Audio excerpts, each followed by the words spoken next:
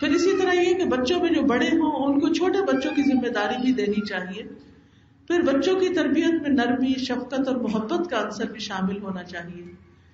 حضرت انس کہتے ہیں میں نے رسول اللہ صلی اللہ علیہ وسلم سے بڑھ کر کسی کو بچوں پر شفقت کرتے ہوئے نہیں دیکھا. بچوں کو پیار نہ کرنے والے والدین کی مذمت کی ہے آپ نے. ایک شخص آیا کہنے لگا میرے 10 بچے ہیں، میں نے کبھی کسی کو پیار نہیں کیا. آپ نے فرمایا جو رحم کرتا نہیں اس پر رحم کیا نہیں جاتا.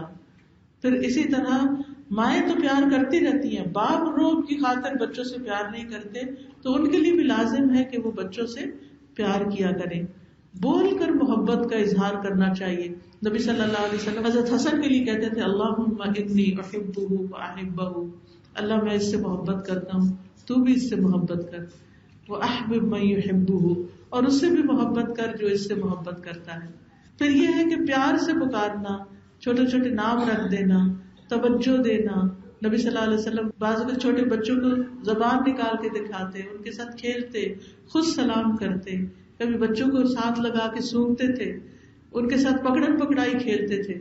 ایک دفعہ ایک بچے کو چوٹ لگ گئی تو آپ نے خود اس کا منہ دھلوایا اور اس کی چوٹ صاف کی.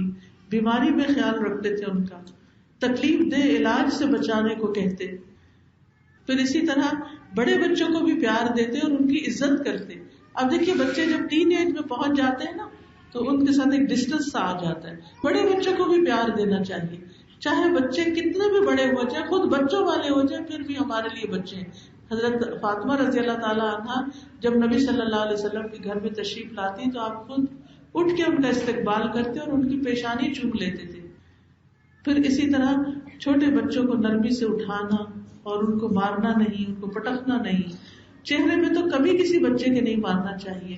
کام بتائیں تو محبت سے بتائیں، نہیں کرنا آ رہا تو ان کو پریشان نہ کریں، ان کا حوصلہ بڑھائیں، ان کو کانفیڈنس دیں.